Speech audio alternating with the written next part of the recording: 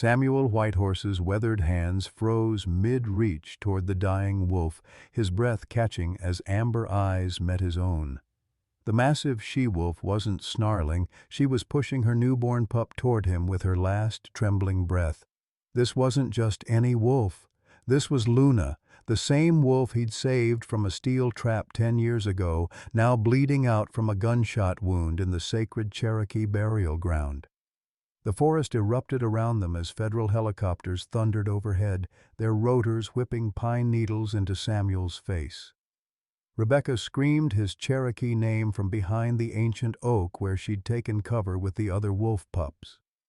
Samuel's granddaughter Emma had driven 18 hours from Seattle just to reconcile with a family she'd thought was broken forever. Now she might watch her grandfather die, protecting an animal that somehow recognized him across a decade of wilderness survival. "Get down now!" Rebecca shouted, her federal badge glinting as she drew her weapon toward the approaching aircraft. Who was hunting Luna, and why had she led her newborn family to the one human she trusted? Samuel had minutes to decide between saving himself or honoring a bond that transcended species, a choice that would determine whether 3 generations of his family would survive this moment or whether Luna's final act of faith would destroy them all. Leave a like and share your thoughts in the comments along with the city you're watching. From now, let's continue with the story. 6 months earlier, Samuel Whitehorse had believed his life was ending in the quietest way possible, alone, broke, and forgotten on the 40 acres of Montana ranch land that had belonged to his Cherokee ancestors for over a century. At 68, the retired veterinarian spent his mornings talking to his late wife Margaret's photograph and his evenings staring at foreclosure notices from Blackwater Development Corporation. The ranch that had once thrived with cattle and rescued wildlife now echoed with emptiness. Margaret's cancer had drained their savings 3 years ago, and their daughter Rebecca's death in a car accident 2 years later had shattered what remained of Samuel's will to fight. The insurance money was long gone, swallowed by medical bills and funeral costs that seemed to multiply like weeds after a hard rain. Samuel's only remaining family was his 16-year-old granddaughter Emma, who lived with her adoptive family in Seattle and blamed him for her mother's death. Rebecca had been rushing to the ranch during a family crisis when the accident happened, and Emma's weekly video calls had grown shorter and colder with each passing month. Last week she'd mentioned early admission to veterinary school, $50,000 Samuel could never provide. The Cherokee burial ground at the eastern edge of his property had become his refuge, where he performed traditional ceremonies his grandmother had taught him as a boy. It was there, among the ancient stones marked with wolf symbols, that he'd earned his Cherokee name Walks with Wolves after saving an injured wolf pup during a childhood hunting trip with his grandfather. Now, Mayor Thomas Blackwater claimed the land was needed for community development, though Samuel suspected the real motivation lay in the mineral surveys that had been conducted quietly over the past year. Pine Ridge, Montana, with its population of barely 3,000, was desperate for economic revival, and Blackwater's promises of jobs and prosperity had won over most of the town council. Dr. Victoria Sterling, the new veterinarian who'd opened a clinic 6 months ago, had been polite but dismissive when Samuel voiced concerns about the local wildlife. Deer populations were exploding without natural predators, and Samuel had noticed fewer wolf tracks around his property each week. When he'd mentioned possible poisoning to Dr. Sterling, she'd suggested his observations might be clouded by grief and isolation. Samuel's daily routine had become ritualistic in its loneliness. Morning coffee with Margaret's photo, afternoon walks along the creek where they'd scattered Rebecca's ashes, evening phone calls that Emma increasingly ignored. His Cherokee grandmother's medicine bag hung heavy around his neck, filled with sage and sweetgrass that reminded him of ceremonies he might be the last to remember. The foreclosure papers gave him 30 days to vacate the land where 5 generations of his family had lived, loved, and been buried. At night, Lying in the bed he'd shared with Margaret for 42 years, Samuel wondered if losing the ranch might be a mercy. One final release from a world that seemed determined to erase everything he'd ever cherished. He had no idea that the wolves were still watching, still remembering, still waiting for him to remember who he used to be. The discovery came on a Tuesday morning when Samuel found the first dead wolf near his creek, her massive frame sprawled beside the water like a fallen monument. The alpha female's gray coat was unmarked by violence, but foam clung to her muzzle, and her amber eyes stared sightlessly at the Montana sky. Samuel knelt beside her, his arthritic hands trembling as he recognized the signs his veterinary training had burned into memory decades ago. Poisoning. Following the wolf's tracks backward through the pine forest, Samuel discovered what made his blood run cold. Hidden beneath camouflage netting, industrial containers marked with corporate logos sat like metal tumors among the ancient trees. The logo belonged to Sterling Wildlife Management, and the containers reeked of chemicals that had no business in these sacred woods. Samuel loaded the evidence into his pickup truck with the reverence of a pallbearer. The dead wolf, wrapped in his grandfather's ceremonial blanket, photographs of the containers, and soil samples that felt like holding pieces of his dying land.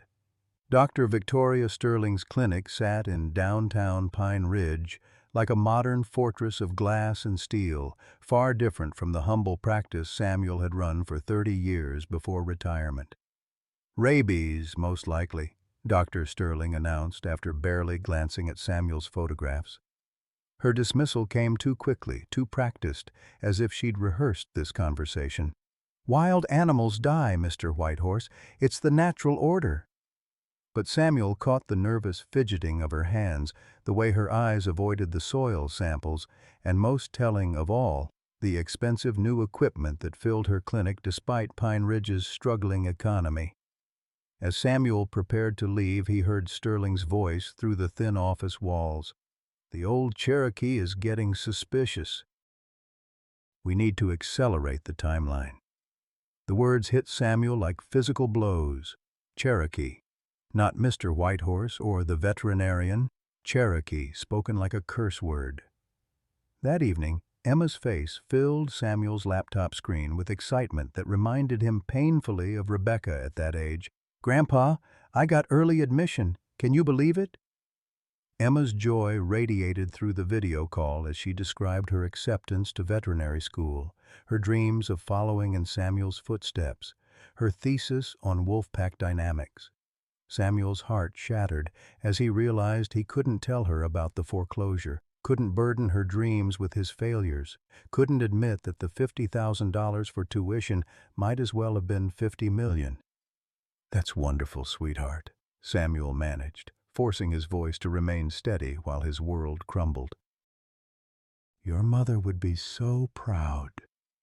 Emma's smile faltered slightly at the mention of Rebecca, the pain still fresh despite 2 years of grief counseling. "I wish you could see this, Grandpa. I wish things could have been different." The next morning brought Samuel to the small trailer where Joseph Running Bear lived on the edge of the reservation. At 79, the Cherokee elder moved with the careful dignity of a man who'd survived 7 decades of fighting for his people's survival. Joseph's weathered hands traced patterns in cornmeal as he listened to Samuel's story, his dark eyes growing increasingly troubled. "When the wolves die, the land dies," Joseph said, his voice carrying the weight of ancestral wisdom. "When the land dies, the people die. Your grandmother's spirit has sent you this test, Samuel. The wolves will show you the path, but you must be brave enough to follow." Joseph pressed a leather pouch into Samuel's hands, sage, sweetgrass, and stones from the sacred mountain where their ancestors had performed protection ceremonies for centuries. That evening, as Montana's summer sun painted the mountains gold, Samuel heard the sound that stopped his heart, howling from his own property. Following the mournful cry through the twilight forest, he found her caught in a steel trap near his creek.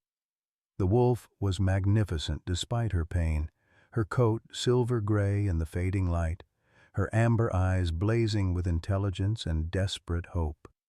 Samuel approached slowly, speaking the traditional Cherokee wolf-calling words his grandmother had taught him as a boy. "Easy, sister," he whispered in the old language. "I'm here to help." The wolf's ears flicked forward at the familiar sounds, and incredibly, impossibly, she allowed him to work the trap's mechanism free.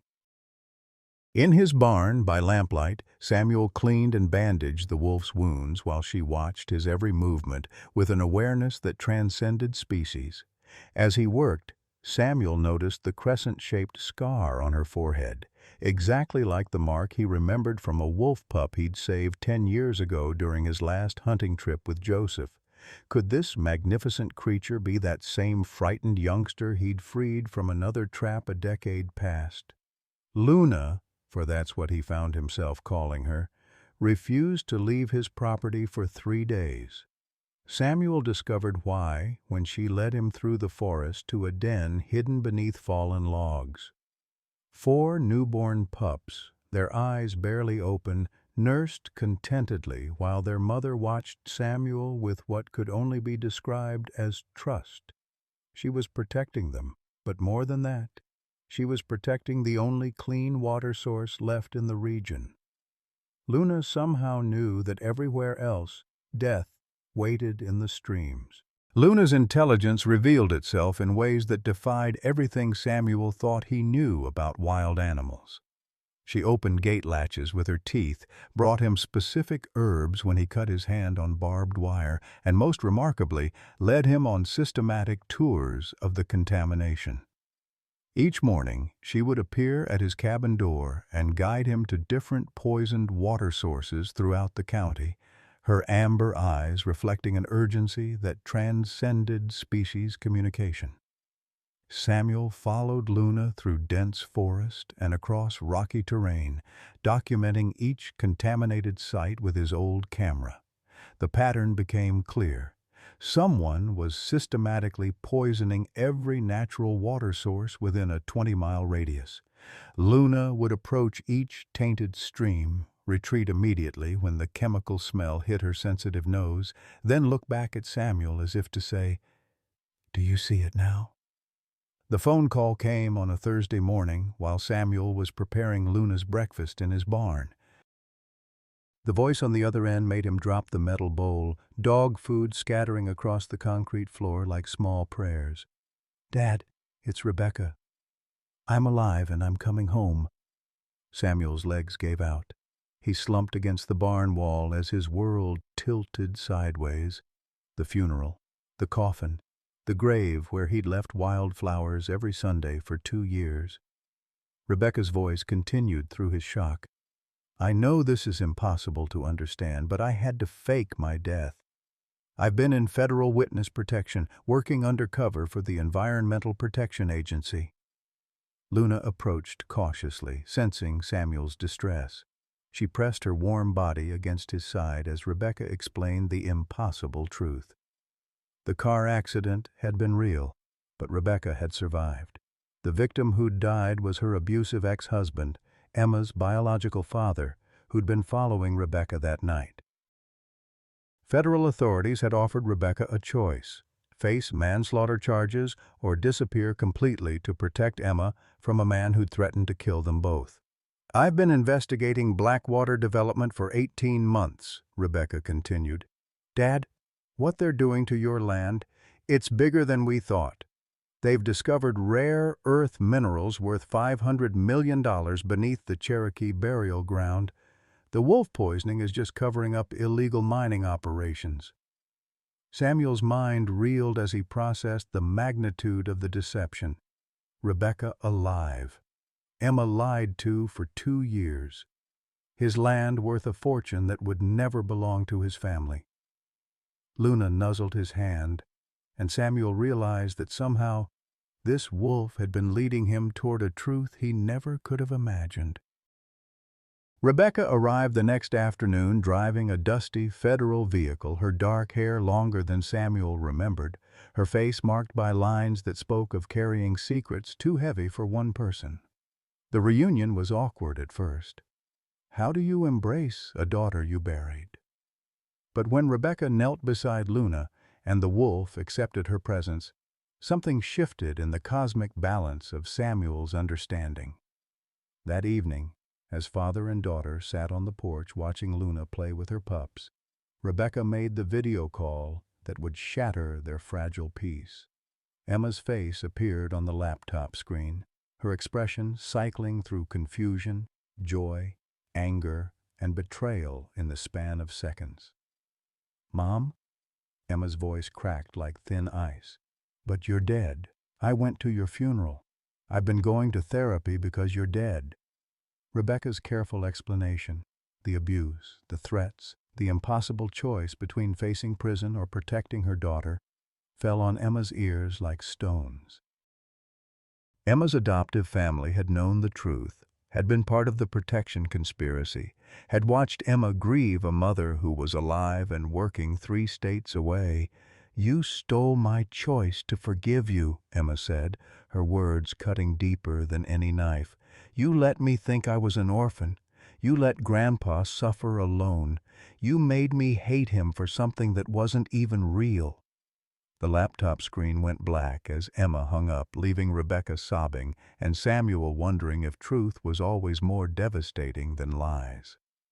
Luna seemed to sense the family's anguish. That night, she brought her pups to the cabin porch, an unprecedented show of trust. The smallest pup, a gray female with Luna's distinctive amber eyes, crawled into Samuel's lap and fell asleep. Rebecca watched in amazement as the wild animals chose to comfort humans instead of fleeing from their emotional chaos. "She trusts you completely," Rebecca whispered. "Dad, I've never seen anything like this." "It's like she knows your family." Samuel told Rebecca about the crescent scar, about the pup he'd saved years ago, about the Cherokee beliefs that connected all living things across time and generations. As he spoke, Luna approached and placed her paw on his weathered hand, the same gesture of trust she'd made as a frightened youngster a decade ago. The peaceful moment shattered when Mayor Blackwater's convoy arrived the next morning. 3 black SUVs, a sheriff's cruiser, and Blackwater himself stepping out in his $1,000 suit like a conqueror surveying new territory. Behind him came federal agents and county officials, an army of bureaucracy aimed at one old Cherokee man and his impossible family. "Mr. Whitehorse," Blackwater announced, his voice carrying across the yard with practiced authority, "we have reports of dangerous predators harboring on private property. State wildlife officials have determined these animals pose a threat to public safety." He held up official-looking documents. "You have 24 hours to surrender all wolves to animal control or face federal charges for harboring dangerous wildlife." Samuel looked at Luna, who had positioned herself between the strangers and her pups. Her body language spoke of a mother prepared to die protecting her children. Rebecca stepped forward, her federal badge visible on her belt, but Blackwater's smile suggested he'd been expecting her. "Agent Whitehorse," he said, pronouncing her name like a diagnosis. "I'm afraid your cover has been compromised. These proceedings will continue regardless of your family complications." The impossible choice crystallized in that moment. Samuel could surrender Luna and her pups to certain death or become a fugitive from the law he'd respected his entire life. Rebecca's investigation would be blown if they resisted openly, destroying months of evidence gathering. Luna seemed to understand the gravity of the situation. She began moving her pups toward the forest, preparing to sacrifice herself to save her offspring. That night, Samuel performed the Cherokee protection ceremony his grandmother had taught him, burning sage and sweetgrass, while Luna's pack gathered in the sacred burial ground. As the smoke rose toward the stars, Luna approached and placed her paw on Samuel's hand again. In that moment, Samuel experienced something his rational mind couldn't explain. A vision of the land as it had been before colonization. A deeper understanding of his connection to Luna that transcended his veterinary training and touched something ancient in his Cherokee soul. The vision showed him that Luna was more than just the pup he'd saved. She was the descendant of wolves his ancestors had lived alongside for generations, the living embodiment of a covenant between his people and the natural world. Her trust wasn't random. It was ancestral memory passed through generations of wolves who remembered when humans and animals shared the same sacred ground. Samuel awakened to an empty barn and a trail of blood leading into the forest. Luna was gone, her pups crying frantically in their makeshift den while crimson drops marked her path through the pine needles like a breadcrumb trail of desperation. Rebecca found the professional tracking equipment first, military-grade dart guns and electronic monitoring devices scattered near the creek where Luna had been drinking at dawn. "This isn't local law enforcement," Rebecca said, examining the sophisticated gear with the practiced eye of a federal agent. "These are private contractors, the kind corporations hire when they want problems to disappear quietly." The tracking collar's GPS signal blinked steadily on the device's screen, leading deeper into the protected national forest where no mining operation should exist. Dr. Sterling's breakdown came when they confronted her at the clinic that afternoon. Behind her professional facade cracked a woman drowning in secrets and federal pressure. "I'm not who you think I am," she confessed, her hands shaking as she locked the clinic doors. "I'm Agent Victoria Sterling, undercover U.S. Fish and Wildlife Service. I've been documenting the poisoning operation for 8 months, building a case that could bring down the entire conspiracy." The revelation shattered Samuel's assumptions like glass. Sterling's dismissal of his concerns hadn't been callous indifference. It had been desperate protection of an investigation that could save thousands of animals across the region. "Every wolf death I've had to ignore has been agony," Sterling continued. "But if I'd acted too soon, they would have destroyed the evidence and moved the operation somewhere else." Sterling's laptop revealed the true scope of the conspiracy. Mayor Blackwater was merely a local figurehead for an international mining syndicate with contracts worth billions. The real power behind the operation was Senator Harrison Crow Feather, a Cherokee politician who'd spent decades using his indigenous heritage to legitimize environmental destruction on tribal lands across the western states. Crow Feather has been selling mineral rights on sacred Cherokee sites for 20 years, Sterling explained, scrolling through encrypted federal files. He uses his cultural identity as a shield, claiming any opposition is racism against indigenous peoples. Meanwhile, he's systematically destroying the very lands his ancestors died to protect. Emma's unexpected arrival that evening transformed the cabin into a battlefield of 3 generations confronting decades of accumulated pain. She'd driven 18 hours from Seattle after researching the mining operation online, her laptop filled with environmental law articles and indigenous rights cases that painted the family crisis in global context. "You taught me to love animals, Grandpa. Then you let me think Mom was dead." Emma's words cut through the cabin's tense atmosphere like shattered glass. "Do you know what it's like to grieve someone who's actually alive? To spend 2 years in therapy learning to accept loss that was just an elaborate lie?" Samuel found himself caught between his granddaughter's rage and his daughter's justified choices. Rebecca had protected Emma from an abusive father who'd threatened murder, but that protection had cost Emma her sense of reality. The girl who'd grown up believing in absolute truth now faced a world where love sometimes required deception, where survival demanded sacrificing honesty. "I chose to let you hate me rather than risk your life," Rebecca said, her voice steady despite the tears streaming down her face. "Your biological father had connections to dangerous people. The night I died, he was following me with a gun." "The federal agents offered me a choice," Disappear completely, or watch him eventually kill us both. Sterling's tracking equipment led them deep into the national forest where they discovered the hidden research facility, a complex of white trailers and steel buildings camouflaged among the trees like a military installation.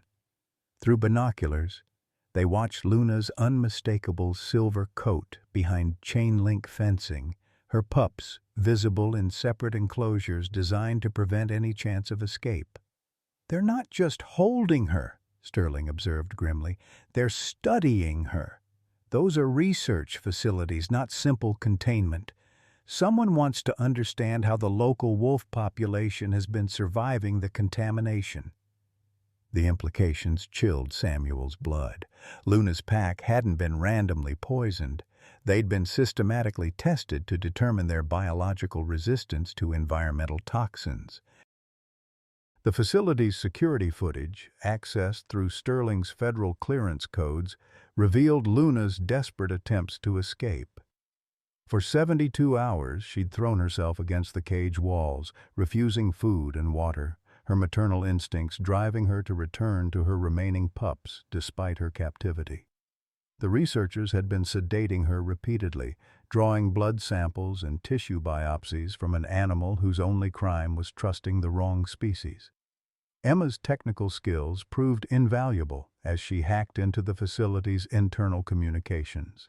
Her generation's fluency with digital surveillance revealed conversations between research staff about accelerating the timeline and eliminating evidence before federal oversight arrives.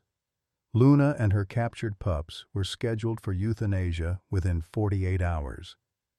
"They're not studying her to help wolves," Emma realized, her voice hollow with understanding. "They're trying to figure out why some animals survive their poisoning so they can make the contamination more effective." The perverse logic was devastating. Luna's survival instincts had made her valuable for research into more efficient methods of environmental destruction. Samuel's Cherokee elder, Joseph Running Bear, arrived that evening, his ancient pickup truck carrying tribal council members and traditional ceremonial items that hadn't been used for decades. "The spirits have spoken," Joseph announced solemnly. "This wolf carries the memory of our ancestors' covenant with the natural world. If she dies, something sacred dies with her that can never be recovered." The moral complexity of their situation deepened when Sterling revealed the federal investigation's timeline. "I need 6 more weeks to build an airtight case against the entire syndicate," she explained. "If we rescue Luna now, we lose our only chance to stop operations like this across 12 states. But if we wait, Luna and her pups will be dead." Rebecca faced an impossible choice between her federal duty and her family's values. "I've spent 2 years building this case. Thousands of animals could be saved if we get convictions against the major players, but I can't ask my father to watch Luna die for the greater good." The utilitarian calculus was brutal.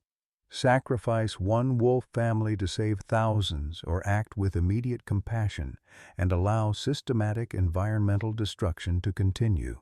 Emma's youthful idealism provided unexpected clarity. "Mom, you disappeared for 2 years to protect me from someone evil.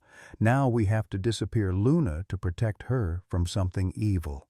The only difference is that this time we're all choosing to disappear together." Her words carried the wisdom of a generation raised on environmental activism and social justice principles. Samuel felt the weight of his Cherokee ancestors' expectations. Traditional beliefs held that wolves were spiritual guardians of the land, protectors of the balance between human civilization and natural order. His grandmother had taught him that some choices transcended legal considerations, touching the sacred obligations that connected all living things across generations. Sterling made the decision that surprised everyone. "I'm staying behind to release all the research animals, not just Luna. My federal authority can buy you escape time, but I'm destroying 18 months of investigation to do it." Her sacrifice was profound. a career-ending choice motivated by witnessing Luna's maternal desperation and recognizing something irreplaceable in the wolf's trust. The rescue planning session revealed the depth of family bonds that had survived years of separation and deception. Rebecca's federal training provided tactical expertise, Emma's technological skills offered surveillance advantages, and Samuel's Cherokee knowledge of the forest gave them escape routes no GPS system could track. 3 generations found common purpose in protecting a wolf who'd somehow bridged their individual griefs. Joseph Running Bear performed a protection ceremony using sacred items from the tribal museum, blessing each family member with traditional prayers for those undertaking dangerous journeys. "Your grandmother's spirit guides this mission," he told Samuel. "Luna chose your family because she recognized the same courage that has protected our people for centuries." The legal implications were staggering. Samuel faced federal charges for harboring endangered species. Rebecca risked her federal career and possible treason accusations. Emma could lose her university admission and future veterinary prospects. Yet as they sat in the cabin planning Luna's rescue, surrounded by her orphaned pups who'd accepted human protection, the choice felt inevitable. Luna's intelligence continued to manifest in heartbreaking ways. Security footage showed her systematically testing every weakness in her enclosure, examining the fence joints and door mechanisms with the methodical determination of an engineer. When human researchers approached, she positioned herself between them and her pups, accepting sedation darts to protect her offspring from handling. The final planning meeting took place at the Cherokee burial ground, where Samuel's ancestors had been laid to rest among stones carved with wolf symbols. Luna's survival had become more than a rescue mission. It was a test of whether traditional values could survive in a world that measured everything in dollars and reduced life to statistical analysis. As dawn approached, Samuel looked at his daughter and granddaughter, at Sterling preparing to sacrifice her career, at Joseph Running Bear blessing weapons with sacred smoke. Luna had done more than trust his family. She'd reunited them around something larger than their individual pain. Tomorrow would bring either redemption or catastrophe. But tonight, for the first time in years, Samuel felt the presence of his ancestors approving his choices. The rescue mission began in darkness, with Samuel leading his family through Cherokee hunting trails that existed on no federal maps. His grandfather had shown him these paths 60 years ago, routes used by their ancestors to move unseen through mountain terrain that government surveyors had never properly documented. Rebecca carried military-grade night vision equipment from her federal arsenal, while Emma monitored the facility's security cameras through a hacked satellite connection that would have impressed her computer science professors. Sterling had provided detailed intelligence about the facility's vulnerabilities, guard rotations that followed predictable patterns, motion sensors that could be disabled from external junction boxes, and most critically, the location of Luna's holding area in the facility's eastern wing. The plan required precision timing. Samuel would use traditional Cherokee stealth techniques to approach the guards. Rebecca would create a diversion using her federal credentials, and Emma would maintain electronic surveillance while coordinating their extraction.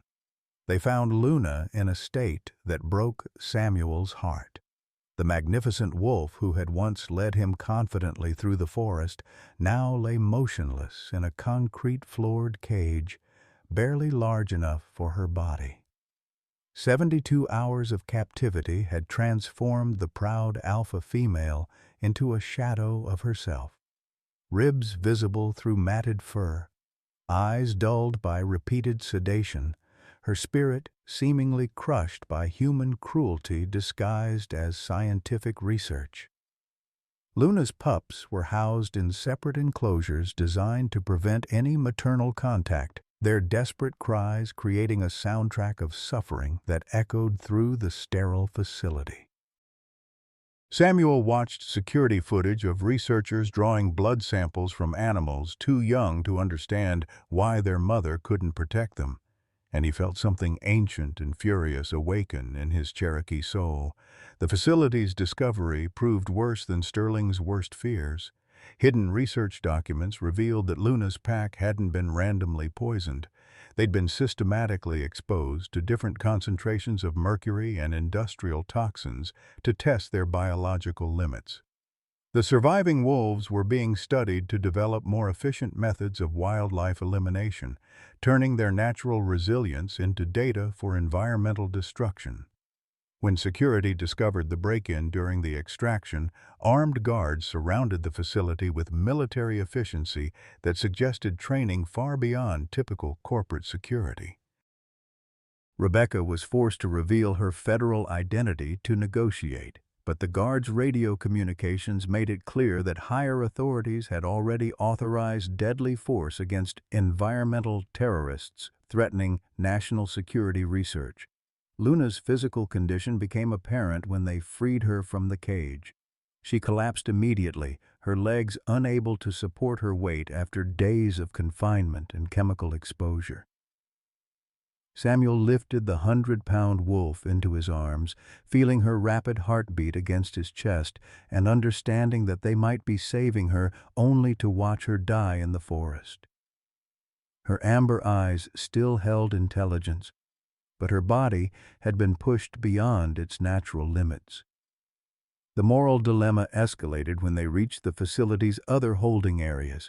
Dozens of animals, wolves, bears, eagles, and other protected species, filled cages throughout the complex, all subjects in the same twisted research program. Emma refused to abandon any animal, her teenage idealism demanding they save every trapped creature, while Rebecca insisted they could only manage Luna's immediate family within their escape timeline. Sterling's sacrifice became heroic when she chose to stay behind and release every research animal in the facility. Using her federal authority to declare the entire operation a crime scene, she systematically opened cages while federal backup helicopters approached. Her final radio transmission to Rebecca was heartbreaking. "Tell your father that some things matter more than careers. Luna's trust in your family restored my faith in why I became an agent." The chase sequence through Montana wilderness tested every survival skill Samuel had learned from his Cherokee ancestors. Federal helicopters pursued them through terrain where rotor noise echoed off canyon walls and thermal imaging equipment could detect body heat through forest canopy. Samuel navigated using traditional landmarks, specific rock formations and water sources that had guided his people for generations, while Luna somehow found strength to guide them toward the sacred Cherokee burial ground. During the escape, Emma fell into a concealed mining pit that revealed the true scope of the environmental destruction. The hole was 20 feet deep, filled with contaminated water that glowed with industrial chemicals under her flashlight beam. Emma's injured ankle left her unable to climb out, and the toxic water began seeping through her boots, threatening chemical burns that could cripple her permanently. Luna's response to Emma's danger proved the depth of interspecies bonds that transcended biological programming. Despite her weakened condition, Luna broke free from Samuel's arms and jumped into the contaminated pit, positioning herself between Emma and the toxic water. The wolf absorbed chemical exposure through her wounds and paw pads, sacrificing her own recovery to protect the human teenager who had risked everything for her freedom. Rebecca's descent into the pit to rescue both Emma and Luna revealed her true character beyond federal agent training. She used emergency medical techniques learned during her undercover assignment, treating Emma's ankle injury while simultaneously assessing Luna's chemical exposure symptoms. The 3 generations of women, Rebecca, Emma, and Luna, formed a bond in that poisoned hole that spoke to the universal nature of maternal protection across species. Samuel's test of faith came when they reached the Cherokee burial ground surrounded by federal agents claiming jurisdiction over tribal land. Mayor Blackwater stood beside FBI representatives, arguing that national security took precedence over indigenous sovereignty rights. Samuel faced a choice between surrendering on sacred ground or defending it in a confrontation that could result in bloodshed on land where his ancestors were buried. Joseph Running Bear's arrival with the tribal council transformed the standoff into a legal and spiritual battle that drew media attention from across the country. The Cherokee Nation's assertion of sovereignty rights created a jurisdictional nightmare for federal authorities, while news crews broadcast images of armed agents surrounding an elderly Cherokee man protecting a dying wolf on sacred burial ground. Luna's final display of intelligence occurred during the federal standoff. Using her last reserves of strength, she howled with a sound that carried across the mountain valleys for miles. Her call was answered by dozens of wolves that emerged from hiding places throughout the region, animals that the research facility had reported as dead, but who had actually been surviving in underground dens and remote caves. The revelation that the local wolf population had been organized in a survival strategy that included feigning death and hiding from human detection challenged every assumption about animal intelligence and social organization. Luna hadn't just been protecting her immediate family, she'd been coordinating the survival of dozens of wolves across hundreds of square miles, demonstrating leadership abilities that transcended typical pack behavior. Samuel's realization that Luna had orchestrated her own capture to draw attention to the research facility added tragic heroism to her story. Security footage analysis revealed that Luna had deliberately triggered the trap that led to her initial injury, knowing that Samuel would try to help her and eventually discover the systematic poisoning operation. Her trust in his family had been calculated courage, not naive faith. The media presence transformed the rescue into a national story about environmental justice, indigenous rights, and the moral complexity of human-animal relationships. Emma's social media documentation of Luna's intelligence and suffering went viral, creating international pressure on federal authorities to investigate the research facility rather than prosecute the rescue team. Rebecca's federal investigation reached completion during the standoff, as Sterling's sacrifice provided enough evidence to arrest Senator Crow Feather and expose the international mining syndicate. The corrupt Cherokee politician's detention on charges of environmental terrorism and cultural destruction vindicated Rebecca's 2-year undercover mission, though the cost had been measured in family relationships and Luna's suffering. As night fell over the burial ground, Luna lay in Samuel's arms surrounded by her rescued pups and the dozens of wolves who had emerged from hiding at her call. Federal agents maintained their perimeter while tribal sovereignty lawyers argued jurisdiction, but the real drama centered on whether Luna would survive long enough to see her offspring safe in their ancestral territory. The standoff's resolution would depend on legal precedents, public pressure, and whether Luna's story could survive the political machinery that had already sacrificed so much for corporate profits. Samuel held the dying wolf who had reunited his family and wondered if their courage would be enough to honor the trust she had placed in them. Luna's breathing became labored as the mercury poisoning reached critical levels in her bloodstream, her kidneys failing from the systematic chemical exposure she'd endured during 3 days of captivity. Samuel felt her body temperature dropping as he held her against his chest, her once powerful heartbeat growing irregular and weak. The wolf who had demonstrated such extraordinary intelligence and courage was dying in his arms, and all his decades of veterinary training felt useless against the industrial toxins coursing through her system. The pups seemed to understand their mother's condition with an awareness that transcended their young age. They huddled around Luna's weakening body, their small voices creating a chorus of mourning that echoed across the sacred burial ground. The smallest pup, the gray female with Luna's distinctive amber eyes, pressed herself against her mother's face as if trying to will life back into the fading wolf through sheer devotion. Samuel's breakdown came not from Luna's physical deterioration, but from the crushing realization that he was reliving every loss that had defined his recent years. Just as he'd been powerless to save Margaret from cancer's relentless advance, just as he'd failed to prevent Rebecca's desperate flight that led to her death, he now faced the inevitable truth that Luna's trust in him would be rewarded with failure. His Cherokee ancestors had named him Walks with Wolves. But what did that mean if he couldn't protect the wolves when they needed him most? Emma's desperate attempts to save Luna revealed both her growing veterinary knowledge and her painful inexperience.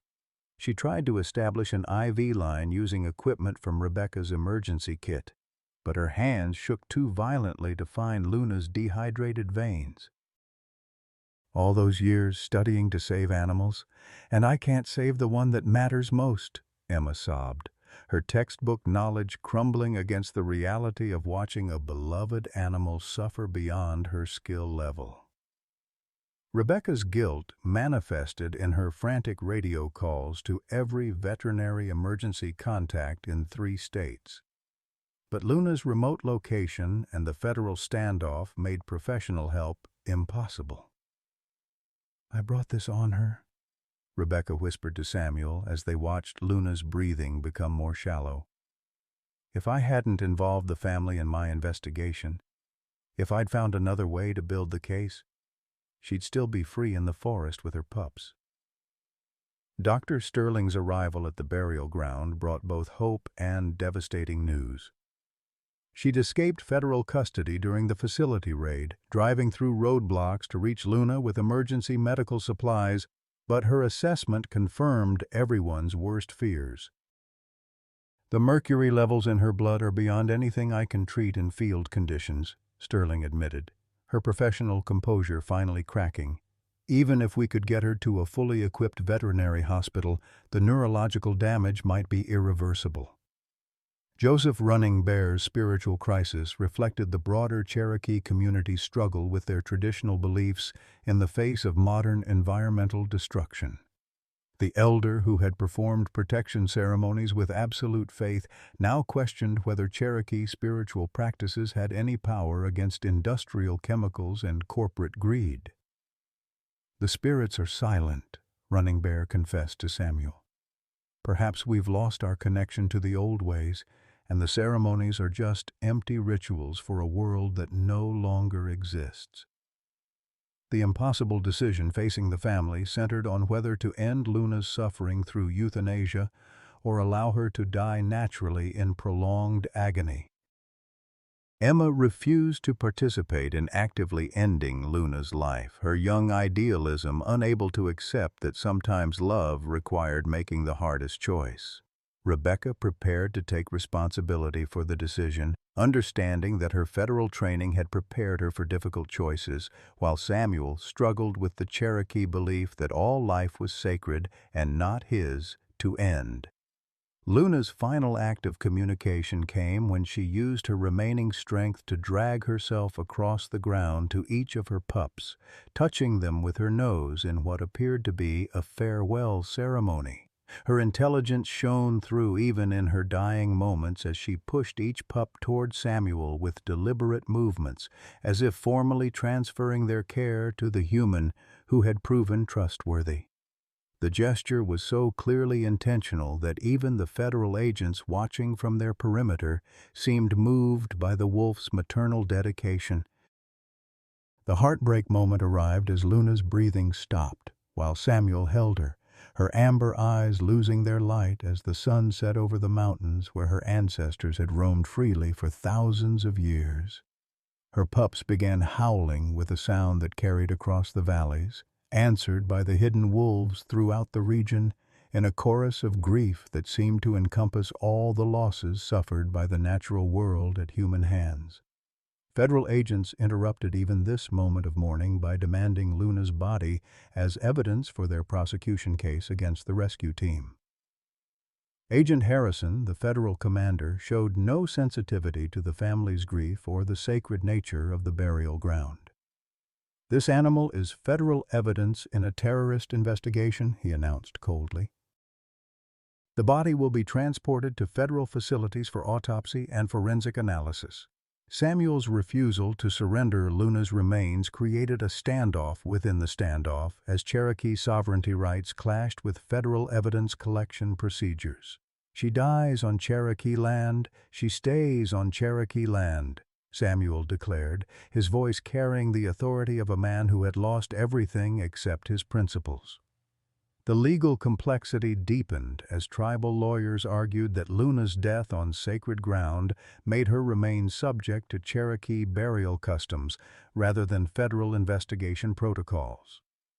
Emma's psychological collapse came not from Luna's death itself, but from the crushing guilt of believing she could have prevented it if she'd reconciled with her family sooner. "If I hadn't been so angry about Mom being alive, if I'd come home months ago, maybe we could have stopped this before Luna was captured," she whispered through her tears. The teenager who had dreamed of following her grandfather's veterinary path now questioned whether she had the emotional strength to work with animals when their suffering felt so personal.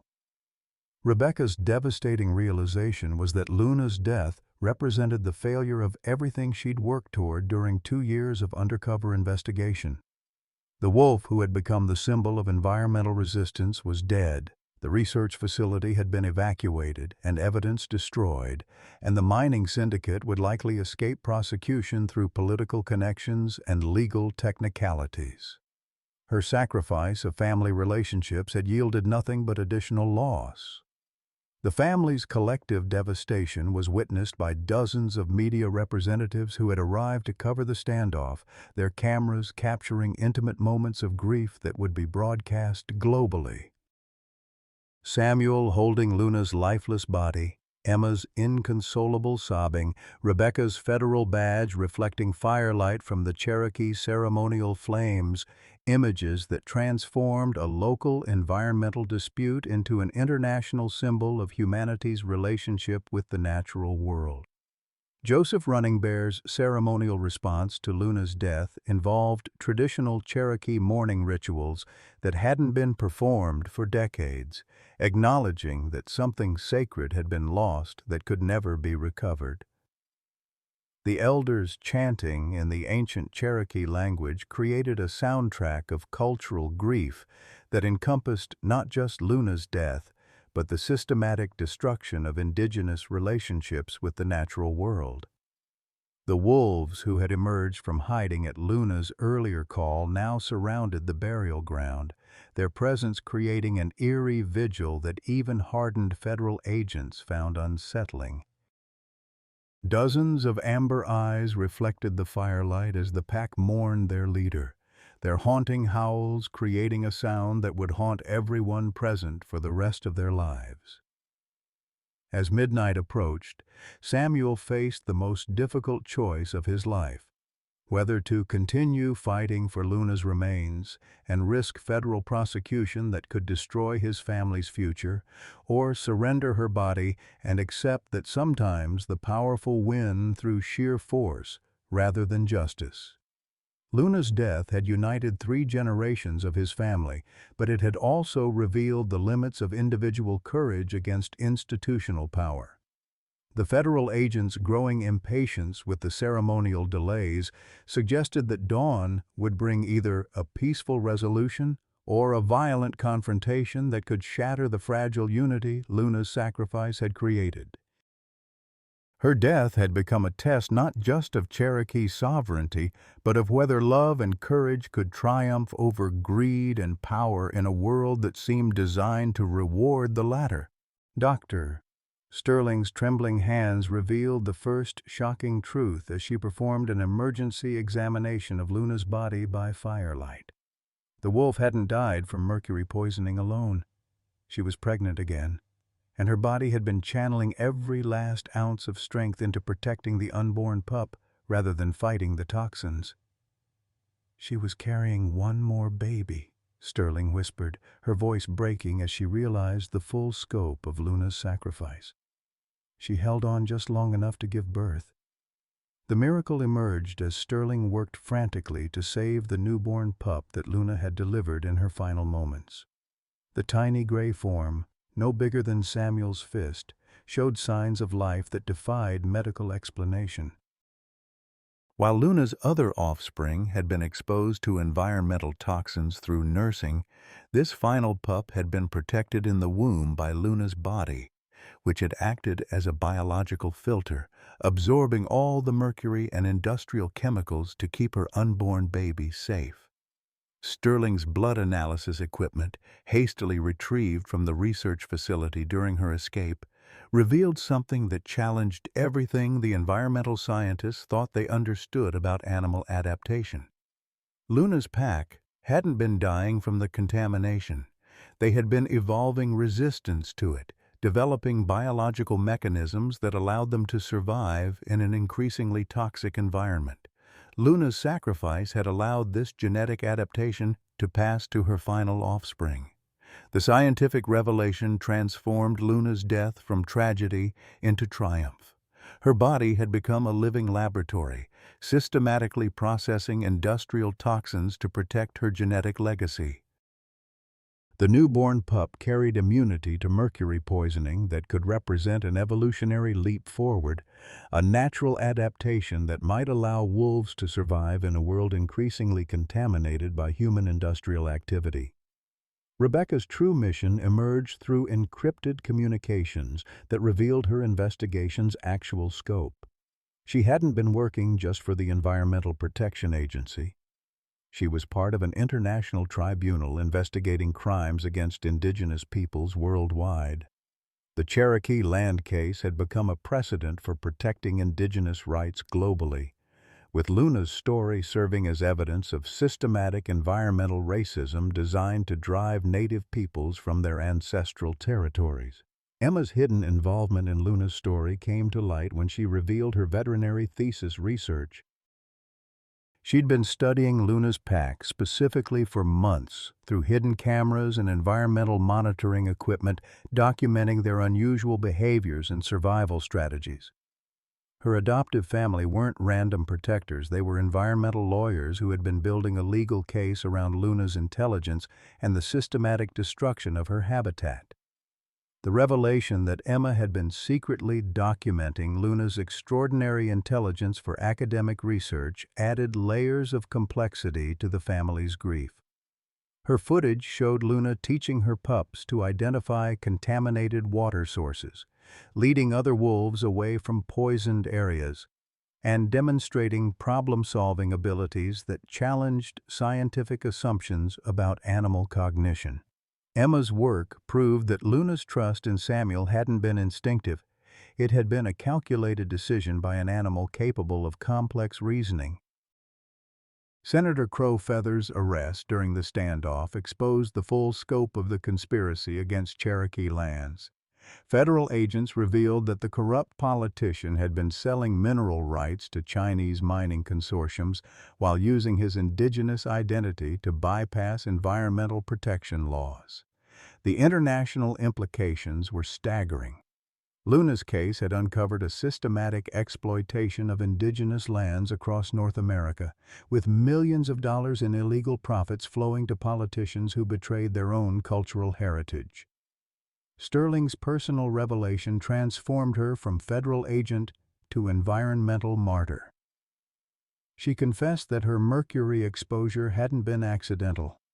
She had been deliberately testing potential treatments on herself, using her own body as a laboratory to develop therapies for contaminated animals. Her apparent 6-month life expectancy had been a cover story to protect research that could revolutionize environmental medicine. The discovery of Samuel's ancestral connection to Luna's bloodline came through Joseph Running Bear's revelation of a 60-year-old journal kept by Samuel's grandmother. The detailed record showed that Samuel's family had maintained relationships with Luna's genetic line for 3 generations, with Cherokee medicine women providing protection and guidance to the wolves during previous environmental crises. Luna's trust wasn't random. It was ancestral memory passed through generations of wolves who remembered when humans and animals shared sacred covenants. Luna's final pup demonstrated immediate signs of environmental adaptation that amazed the watching scientists. The newborn could drink contaminated water without ill effects, suggesting that Luna's body had developed biological filtration systems during her pregnancy. Genetic testing revealed revolutionary cellular mechanisms that could help not just wolves but potentially humans adapt to an increasingly toxic world. Emma's moment of forgiveness transformed the family dynamic as she finally understood the complexity of adult choices that had seemed like betrayals from her teenage perspective. Rebecca's fake death hadn't been abandonment. It had been the ultimate maternal sacrifice, giving up her identity and relationship with her daughter to protect Emma from an abusive father who had threatened murder. "You didn't abandon me," Emma whispered to her mother. "You loved me enough to disappear." The Cherokee sovereignty victory came through federal courts ruling that Luna's death on sacred burial ground established precedent for environmental protection on tribal lands. International media attention forced the U.S. government to honor indigenous land rights that had been systematically violated for decades. Samuel's Ranch became legally protected as a wildlife sanctuary under tribal sovereignty, ensuring that Luna's sacrifice would prevent future environmental destruction. Luna's spiritual presence manifested during the Cherokee ceremony when her newborn pup demonstrated behaviors that suggested inherited memory. The tiny wolf responded to traditional Cherokee wolf-calling words that Samuel spoke, approaching him with the same trust Luna had shown. Joseph Running Bear interpreted this as evidence that Luna's spirit continued through her offspring, validating Cherokee beliefs about the continuity of life across generations. Rebecca's legal vindication came when federal investigators cleared her of all potential charges related to her fake death. The car accident investigation revealed that her abusive ex-husband had been stalking her with the intent to commit murder-suicide, making her disappearance legally justified self-defense. The Federal Witness Protection Program officially ended, allowing Rebecca to reclaim her identity and relationship with her family. Sterling's recovery represented a medical breakthrough as her experimental treatments, developed from studying Luna's biological adaptations, proved successful in reversing mercury poisoning. Her research, combined with Luna's genetic legacy, opened new possibilities for treating environmental contamination in both animals and humans. What had begun as personal sacrifice evolved into scientific triumph that could save countless lives. The media revolution that emerged from Emma's documentation transformed Luna's story into an international symbol of environmental justice. The hashtag Luna's Legacy became a rallying cry for indigenous rights activists worldwide, while Samuel's Cherokee wisdom reached global audiences hungry for traditional knowledge about human-animal relationships. The family's story inspired environmental movements across 6 continents. Mayor Blackwater's complete downfall came through the exposure of his connections to international mining cartels that had systematically targeted indigenous lands for resource extraction. Federal investigations revealed decades of corruption, with Blackwater serving as a local facilitator for environmental crimes that violated both U.S. law and international treaties protecting indigenous peoples.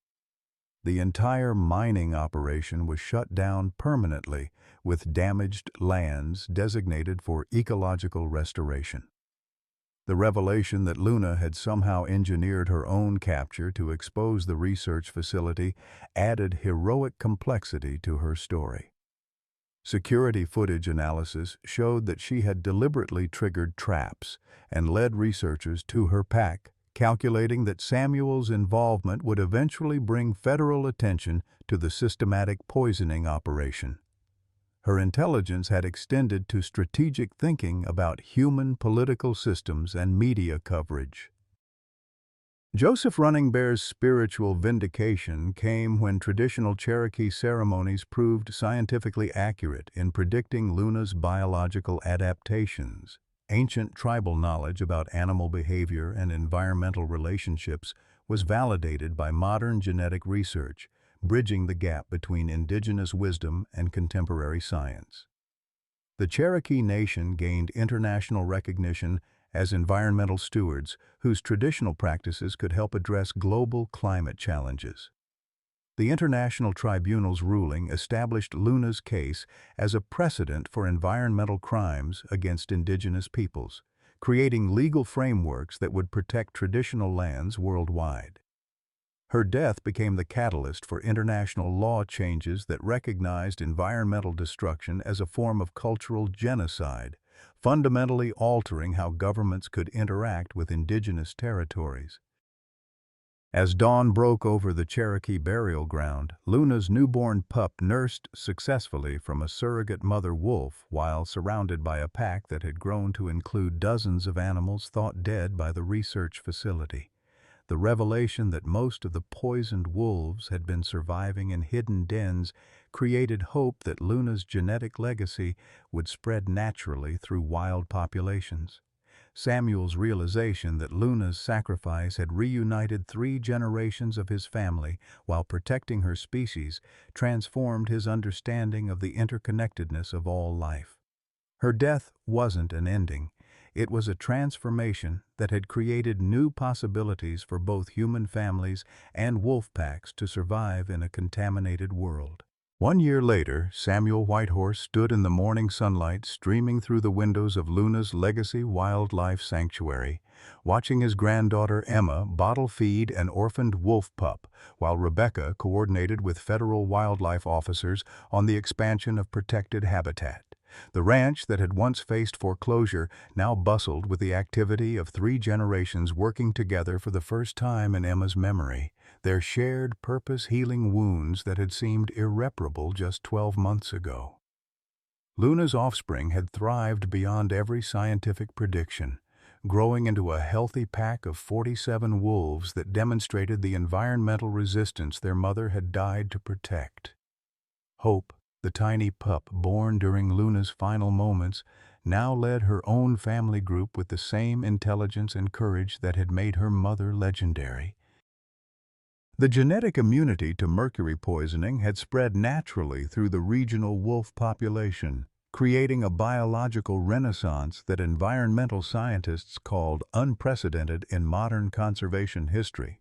The Cherokee cultural renaissance that emerged from Luna's story had transformed Samuel from a grieving retiree into a sought-after cultural ambassador who traveled internationally teaching traditional animal communication methods.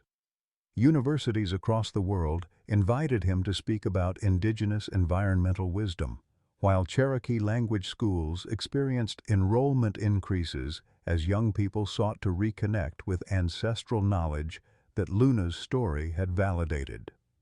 The wolf who had died in his arms had somehow restored pride in traditions that many had considered obsolete.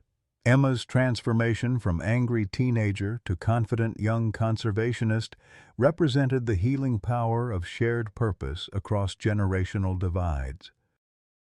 Now 18, she had deferred acceptance to veterinary school for 2 years to work hands-on with the rescued wolves, developing skills in animal behavior and environmental medicine that no classroom could provide. Her relationship with Rebecca had evolved from resentment to respect, as Emma gained adult understanding of the impossible choices her mother had faced to protect her from an abusive father. The weekly family dinners that had become their tradition served as anchors of normalcy in lives forever changed by Luna's legacy. Samuel, Rebecca, and Emma shared stories around the same kitchen table where Samuel had once sat alone with Margaret's photograph, the empty spaces now filled with laughter and planning for sanctuary expansion. These moments represented the first genuine family time Emma could remember, her childhood having been defined by her mother's absence and her grandfather's grief-stricken isolation. Dr. Sterling's establishment of the Luna Research Institute had revolutionized environmental medicine through treatments developed from studying the biological adaptations Luna's pack had evolved. Her work with mercury immunity led to therapies for communities affected by industrial contamination worldwide, transforming her near death from chemical exposure into breakthrough medical discoveries. Sterling often credited Luna's sacrifice with teaching her that sometimes the greatest scientific advances come from understanding rather than controlling natural processes.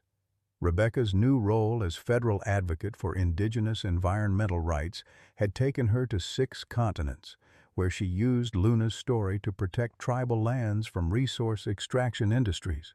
The legal precedents established by the Cherokee sovereignty case had prevented mining operations on sacred sites from Alaska to Australia, making Luna's death a catalyst for international environmental justice.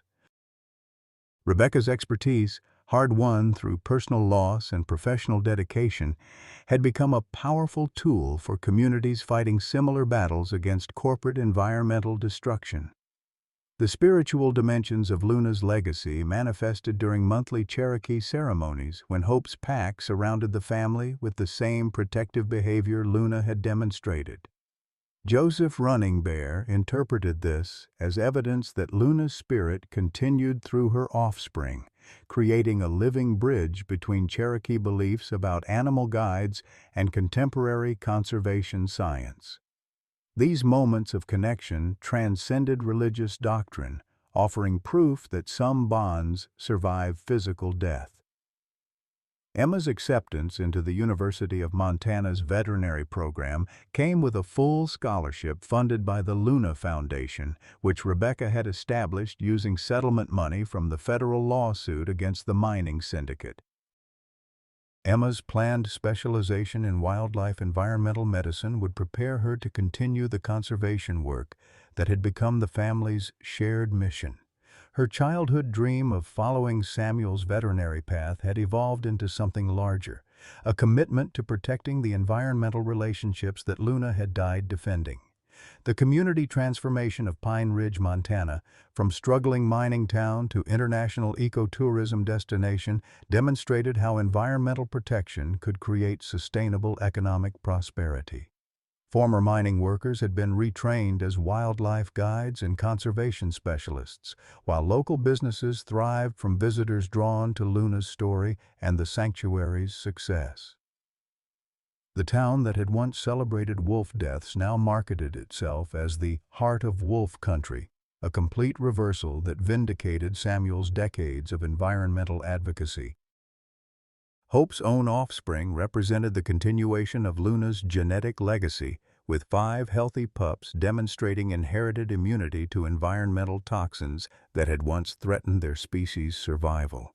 Genetic testing confirmed that the biological adaptations Luna had developed were being passed to new generations, suggesting that her sacrifice had permanently altered the evolutionary trajectory of regional wolf populations. Environmental scientists describe this as a real-time example of species adaptation to human-caused environmental changes. The international recognition Samuel received for his role in Luna's story included invitations to testify before the United Nations about indigenous environmental knowledge and traditional animal communication methods. His Cherokee name, Walks with Wolves, had taken on global significance as a symbol of the ancient connections between humans and wildlife that modern civilization was struggling to rediscover. These opportunities allowed Samuel to honor his ancestors while educating world leaders about sustainable relationships with the natural world. Emma's graduation speech at Pine Ridge High School became a viral video when she spoke about learning courage from a wolf who trusted humans despite every reason for fear. Her words, "Luna taught me that love isn't about possession, it's about protection," resonated with audiences worldwide who found hope in her generation's commitment to environmental stewardship. The teenager who had once angrily rejected her family's values now embodied them with a sophistication that impressed environmental leaders internationally. The circle of healing was completed during a Cherokee ceremony at Luna's memorial stone, where 4 generations of connection were honored. Samuel's grandmother, who had first established the family's relationship with Luna's bloodline; Samuel, who had maintained that bond through modern challenges; Rebecca, who had protected it through federal law; and Emma, who would carry it into the future. Hope approached Samuel during the ceremony and placed her paw on his weathered hand, exactly as Luna had done, a gesture that brought tears to eyes of observers who witnessed the continuation of an ancient covenant.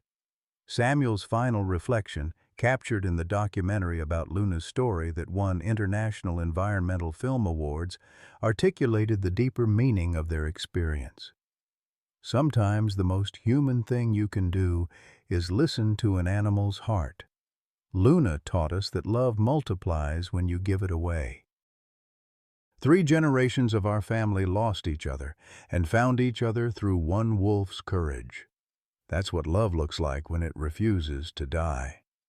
As the sun set over the Montana mountains that would remain protected forever through the Luna Sanctuary designation, Samuel watched Hope's pups playing near their mother's memorial while Emma documented their behavior for her veterinary thesis, and Rebecca planned the next phase of habitat expansion. Luna's memorial stone was surrounded by fresh wildflowers that the family placed there weekly, and wolf tracks in the soft earth beside it proved that her descendants remembered and honored the place where her sacrifice had transformed loss into legacy. The wild heart that had trusted one old Cherokee man with everything had created ripples of healing that would protect both families and wilderness for generations to come. Sometimes the deepest wounds in our hearts come from feeling disconnected, from family, from purpose, from the things that once gave our lives meaning. Samuel Whitehorse knew this pain intimately. At 68, he sat alone in a house that echoed with memories of a wife lost to cancer and a daughter he believed was dead, watching foreclosure notices pile up while his granddaughter grew more distant with each passing day. Like so many of us in our golden years, he wondered if his life's work had mattered, if the wisdom he'd gained over decades had any value in a world that seemed to have moved on without him. But Luna changed everything. This magnificent wolf didn't just trust Samuel with her life. She trusted him with her legacy, her children, her future. Through Luna's courage, 3 generations of a broken family found their way back to each other. Samuel discovered that his Cherokee wisdom wasn't obsolete. It was desperately needed. His granddaughter Emma learned that anger couldn't heal what forgiveness could transform, and together they built something beautiful from the ashes of their grief. Your story isn't over. Your wisdom still matters. The connections you're meant to make may be closer than you think. What relationship in your life needs the kind of healing Samuel's family found? Have you ever experienced an unexpected encounter that changed your perspective on what really matters? Please share your thoughts in the comments below. Your story could inspire someone who needs hope today.